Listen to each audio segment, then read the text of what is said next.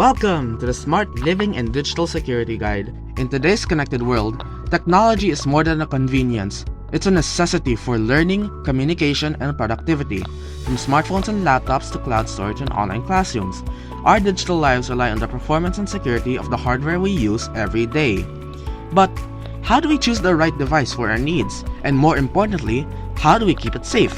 Well, in this video, we'll explore the basics of hardware performance, system security, and how these contribute to the goals of quality education and reduced inequalities. Smart living means using technology to make life easier, faster, and more efficient, from studying online to managing finances or attending virtual meetings. During the pandemic, we saw how essential technology became for education. Students without proper devices or internet access faced major barriers to learning. This is why Sustainable Development Goal 4, Quality Education, and Goal 10, Reduced Inequalities, are so important. Smart living isn't just about having high-end gadgets. It's about making informed choices, maximizing what we have, and promoting digital access for everyone. Let's start with the basics of computer performance. Every device, whether it's a phone, tablet, or laptop, has three main components that define how well it runs. First, the CPU or Central Processing Unit.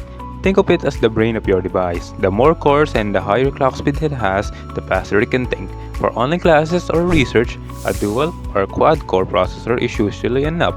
But for heavier tasks like video editing or coding, you'll need something more powerful, like an Intel i5 or an AMD Ryzen 5 and above.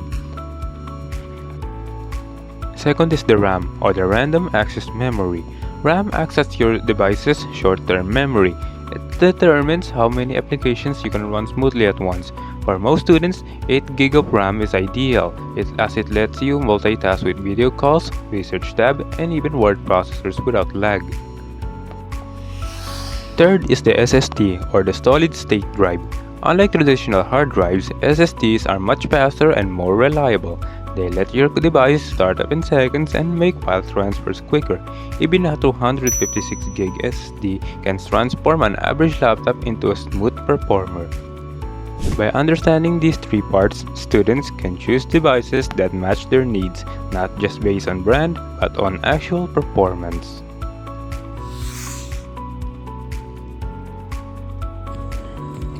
Next, let's talk about interfaces, the ports and connections that link your device to the outside world.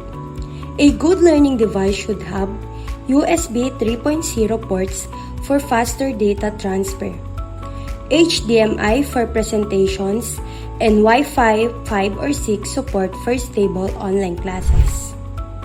Don't forget about webcams and microphones, essential for remote education and collaboration.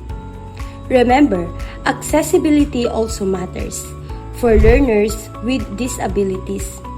Interfaces such as touch screens, voice commands, and assistive devices make digital education more inclusive, directly supporting SDG 10, reduce inequalities. Performance means little without security. Your device might be fast, but is it safe? Every computer has a built-in system called BIOS or UEFI, in short for Unified Extensible Firmware Interface. It controls what happens when your device turns on, checking that your operating system is safe to load. Why does this matter? Because if hackers gain access to your BIOS, they can control your intercomputer, even before Windows or Mac OS starts. To protect yourself, first, set a BIOS or UEFI password. This prevents unauthorized access. Second, enable secure boot. It ensures that only trusted software runs on your system. Third, update firmware regularly. Manufacturers often release patches to close security gaps. These steps may sound technical, but they're crucial in protecting your data, your identity, and your education from digital threats. Smart living is not only about personal convenience, it is also about community empowerment. When schools, governments, and organizations invest in affordable, efficient technology, they open doors for students everywhere, especially those in rural or low-income areas. When we promote digital literacy and security awareness, we reduce inequalities, ensuring everyone can participate safely in the digital world. Because true smart living isn't just being about connected, it's about being secure, informed, and inclusive. As we move forward in this digital age, remember, a smart device is only as smart as the person who uses it. By understanding hardware, optimizing performance, and protecting our systems, we not only improve our learning, we also contribute to a safer, fairer, and a more connected world. Let's use technology wisely, protect our digital spaces, and support one another in building a smarter, more inclusive future.